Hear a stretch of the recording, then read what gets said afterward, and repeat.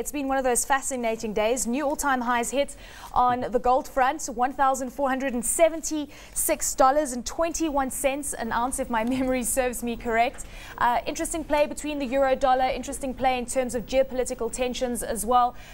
Give us an indication as to where we are right now, because if you look at it relative to the adjusted inflation figure, we are far behind that all-time high if you take inflation into consideration, which means that gold should be at around $2,300 to $2,500 an ounce. Yes, a lot of market watchers and experts are looking at that correlation, and I suppose that's an obvious upside target, is to look at today's nominal price, see how that conforms on a inflation adjusted real terms basis, and of course it gives you the upside target of $2,300 an ounce. But clearly markets and life is not as simple as that, and what we saw last week was fears about inflation, I think, and a weaker dollar supporting commodities across the board, not just gold, but industrial commodities, energy, soft commodities. So it looks as if this inflation hedging is back, and that in all likelihood could propel prices towards 1,500, possibly 1,550. That sort of level is what would be our expectations for the short term now. Well, Robin, I mean, at the end of the day, it seems that it is fear-driven. It is driven by the fact that there are worries about inflation at this point in time as well. One only has to look at the oil price to get an indication of where we're headed. We talk about slightly softer Brent crude prices, but we are sitting at $126 a barrel at this point. To what extent has the weaker dollar had an impact on all of these commodities? I think it's had a major impact. A week ago, euro dollar was trading around 141. It's now 144, 145. The dollar on a trade weighted index, of course, is hitting new lows, and if you extend some of the trend channels on that chart, you can get much weaker dollar, and that of course will help to support gains in the commodity space. However, having said that, an equally important factor is monetary tightening. We've seen the ECB raise rates on Thursday, China raised rates a week ago today, and the speculation of course will now turn to what the US does, particularly around mid-year when their bond buying program is scheduled to be completed.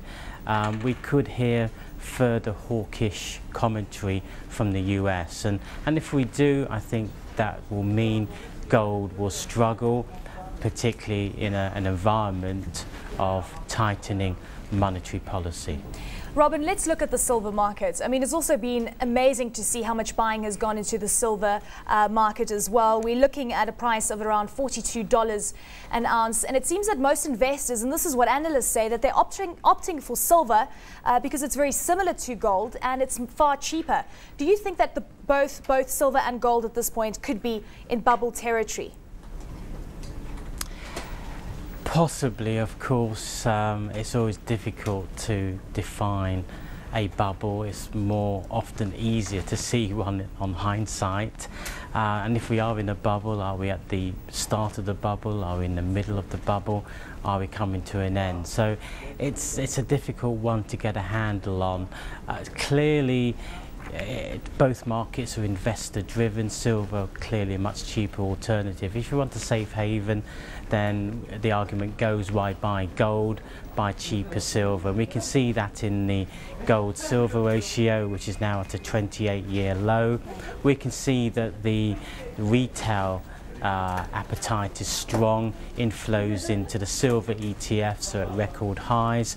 We've seen some outflows in the first quarter for gold. So silver for the moment very much investor driven, but we're questioning what happens when that investor appetite has been satisfied. There is some industrial demand for silver, but we think it will be choked off at these higher prices. So we're just wondering whether silver is due some sort of mini collapse in the coming weeks and months perhaps. Let's delve into the oil price. The spread between WTI and Brent crude still quite a big issue. I mean, fundamental factors versus speculation. Muammar Gaddafi says that he's considering a roadmap to the end of the civil war in Libya. To what extent is this all going to affect the oil price? Do you think that we could see oil prices remain at that 125 level? Yes, that would be our belief, that elevated oil prices for longer does seem to be a very real possibility, despite what's happening on the political front. Of course, Gaddafi called for a ceasefire very early on in the conflict, and that came to nothing. So again, it's always good to have a solution that's negotiated, a political negotiations settlement, but it's early days, and we don't really know whether he's going to abide by this so-called roadmap. What we can say is that oil prices will remain volatile, likely to remain high, because it will take some time for production to return to normal levels, assuming that the various installations haven't been damaged. If they have been damaged, of course, it's going to take an awful lot longer to get that oil flowing back into the markets.